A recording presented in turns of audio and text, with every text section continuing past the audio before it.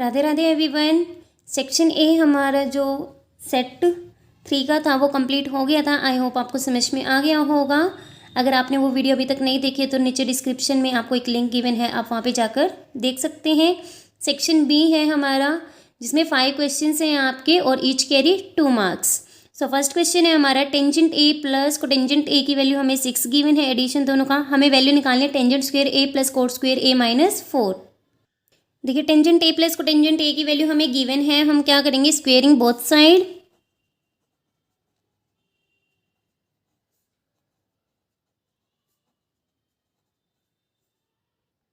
अब हम यहाँ पे क्या करेंगे, ए प्लस बी का होल स्क्वायर की आइडेंटिटी लगाएंगे।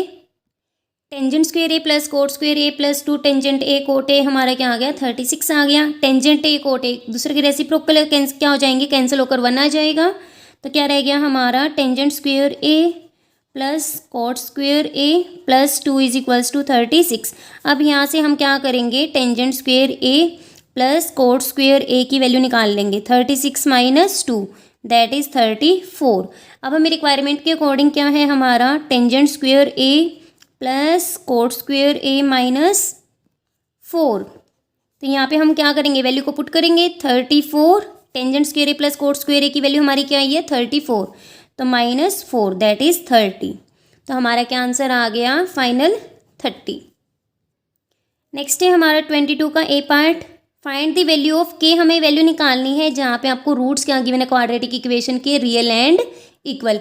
रियल एंड इक्वल कब होते हैं, जब हमारा डिस्क्रिमिनेंट क्या हो 0 के इक्वल हो। तो सबसे पहले हम क्या निकालेंगे, यहाँ पे डिस्क्रिमिनेंट को 0 लेके चलेंगे और के की वैल्यू को फाइंड आउट करेंगे। इक्वेशन के रूट्स हमारे रियल और इक्वल कब होते हैं, जब डिस्क्रिमिनेंट 0 हो, that is B square minus 4ac equals to 0। A की वैल्यू क्या है यहाँ पे 4, बी की वैल्यू k है, सी की वैल्यू 1 है। सो के स्क्वेयर माइनस 4 इंटू ए की वैल्यू और सी की वैल्यू को पुट करेंगे। क्या आ गया हमारा के स्क्वेयर माइनस 16 इक्वल्स टू 0। तो के स्क्वेयर की वैल्यू हमारी क्या आ गई 16। यहाँ से हमारा क्या आ जाएगा, के की value plus minus square root 16 that is K is equals to plus minus 4। तो ए पार्ट का आंसर हमारा क्या आ जाएगा प्लस माइनस 4। के की वैल्यू क्या आ गई प्लस माइनस 4। इसी में बी पार्ट गिवन है आपको, अल्फा बीटा जीरोज हैं हमारे और हमें वैल्यू क्या करनी है फाइंड आउट करनी है। अब यहाँ पे देखिए जो हमें alpha 4 beta cube plus alpha cube plus beta 4, यहाँ पे क्या आ रहा है अल्फा क्यूब बीटा क्यूब आपका कॉमन आ रहा है। देखिए आपको इक्वेशन गिवन है, यहाँ से हम क्या निकालेंगे सम ऑफ जीरोज निकालेंगे। क्या होगा minus B by A that is minus 5 divide by 1 that is 5। Alpha beta की वैल्यू क्या आ जाएगी 3 डिवाइड बाई 1। ए की वैल्यू क्या है 1, बी की वैल्यू क्या है -5, सी की वैल्यू क्या है 3। तो क्या आ गया हमारा प्रोडक्ट 3 आ गया। हमें फाइंड आउट करनी है अल्फा की power 4 beta cube plus alpha की पावर 3 बीटा की पावर 4। तो यहाँ से क्या होगा आपका alpha cube beta cube common आ जाएगा और अंदर क्या रह जाएगा अल्फा प्लस बीटा। ये क्या है आपका अल्फा बीटा का whole cube into alpha plus beta. तो अभी हमने वैल्यू फाइंड आउट की है, अल्फा बीटा की क्या है 3, सो क्या आ जाएगा 3 का क्यूब इंटू अल्फा बीटा की वैल्यू क्या है 5, तो दैट इज 27 इंटू 5 135 हमारा क्या आ गया फाइनल आंसर आ गया। आप चाहो तो अल्फा बीटा की सेपरेट वैल्यूज निकाल कर भी आप सॉल्व कर सकते हैं, वो थोड़ा आपका लेंथी हो जाएगा और ये भी आपका मेथड क्या है बिल्कुल सही है। नेक्स्ट हमारा क्वेश्चन नंबर 23। प्रोबेबिलिटी हमें क्या गिवन है, the guessing correct answer of a certain test question is x/12। Correct answer की गैसिंग के लिए प्रोबेबिलिटी गिवन है x/12। Note guessing correct answer, इसका मतलब नोट हैपनिंग इवेंट है, वो है 5/6। वैल्यू हमें क्या करनी है फाइंड आउट। करेक्ट आंसर की क्या है x/12, नोट करेक्ट की क्या आ गई 5/6। तो ये क्या है हैपनिंग इवेंट और ये है नोट हैपनिंग। सो दोनों की एडिशन हमारी किसके इक्वल होगी 1 के इक्वल होगी। तो that is x/12 plus 5/6 equals to 1। हमें पता है probability of event, probability of not happening event क्या होता है 1। हैपनिंग इवेंट की हमें गिवन है x/12 plus note happening event की है 5/6। तो यहाँ से हम क्या करेंगे इजीली ट्रांसपोज करेंगे 5/6 को, क्या आ जाएगा हमारा 1/6। तो क्या आ गया x इज इक्वल्स टू 1/6, 12 क्या हो जाएगा मल्टीप्लाई में चला जाएगा, तो क्या वैल्यू आ गई 2। तो x की हमारा क्या आ गया वैल्यू यहाँ पे 2। नेक्स्ट है हमारा prove the length prove the tangents drawn at the end of a diameter of a circle are parallel. तो हमने मान लिया कि जो क्या है हमारा ए बी डायमीटर है और इसके एंड्स पे क्या है A P and B Q क्या है टेंजेंट्स ड्रॉ किए गए हैं। हमें क्या दिखाना है कि ये क्या होंगे आपके पैरेलल। तो हमें दिखाना है पी आर आपका पैरेलल होगा क्यू एस के। अब देखिए ओ क्या है हमारा सेंटर, ए क्या है हमारा पॉइंट ऑफ कॉन्टेक्ट है रेडियस और टेंजेंट का। तो ओ ए हमारा जो टेंजेंट होगा उस पर क्या होगा परपेंडिकुलर। क्यों? क्योंकि रेडियस हमें पता है कि थ्योरम हमारी क्या कहती है कि the length of tangent is perpendicular to radius of circle through point of contact. तो ये एंगल आपका क्या बनेगा 90 डिग्री। सिमिलरली आपका ये भी क्या बनेगा 90 डिग्री।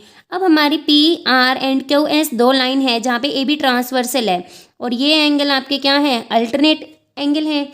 अल्टरनेट एंगल कैसे हैं इक्वल हैं। तो यहाँ पे अल्टरनेट एंगल इक्वल कब होते हैं जब आपकी लाइंस क्या हो पैरेलल हो। तो इसका मतलब जो डायमीटर के एंड्स पे हमने ये लाइन ड्रॉ की थी P R and Q S ये हमारे क्या होंगे पैरेलल होंगे। नेक्स्ट है हमारा 25th लास्ट है हमारा सेक्शन बी का ये question. Find the smallest number which is divisible by both 644 and 462। यहाँ पे देखिए smallest number divisible by, divisible होता कौन है मल्टीपल और डिवाइड करता कौन है फैक्टर। दैट इज अगर हमारे यहाँ पे डिवाइड बोलता तो हम निकालते HCF, डिविजिबल बाय लिखा हुआ है इसीलिए हम क्या निकालेंगे लीस्ट कॉमन मल्टीपल। और यहाँ से भी आपको पता चल रहा है स्मॉलेस्ट है इसका मतलब हमें क्या निकालना है LCM। तो क्या आंसर आएगा LCM का हमारा 21252।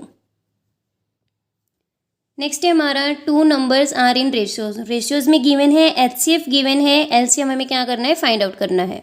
तो जब भी आपकी रेशियोज गिवन हो आपको ये चीज़ पता होनी चाहिए कि जो HCF है दैट इज फैक्टर। फैक्टर हमेशा नंबर्स को क्या करता है डिवाइड करता है। इसका मतलब जो भी हमारे रेशियोज में नंबर हो गए उसको ये 11 क्या करेगा डिवाइड क्या करेगा। तो यहाँ से हमें पता लग रहा है कि जो भी यहाँ पे नंबर होगा अगर डिवाइड करेगा इसका मतलब जो ये नंबर्स होंगे ये हमारे क्या होंगे 11 के मल्टीपल होंगे। सो 11 से मल्टीप्लाई करने पे हमारा क्या आ जाएगा 11 इंटू 4 44। इसका मतलब फर्स्ट नंबर हमारा क्या होगा 44। 11 इंटू 5 55। ये फैक्टर हमारा हाईएस्ट होता है इसीलिए हम इसको या डायरेक्ट क्या करेंगे मल्टीप्लाई करेंगे क्योंकि अगर कोई और नंबर अगर मल्टीप्लाई में होता तो वो भी आपका LCF में इंक्लूड हो जाता। तो इस चीज़ में आपको ये नहीं रखना कि 88 आएगा या 1110 आएगा। अगर यहाँ पे 88 1110 होता तो यहाँ पे HCF हमारा 22 होता। ये चीज़ आपको पता होनी चाहिए कि यहाँ क्या है हमारा फैक्टर है और हाईएस्ट है। इसका मतलब इससे बड़ा कॉमन फैक्टर इसका कुछ भी नहीं होगा। तो यहाँ पे जब हम रेशियोज लेते हैं दैट इज़ अगर हम 4x 5x लेंगे दैट इज़ हम कॉमन फैक्टर क्या लेके चलेंगे x।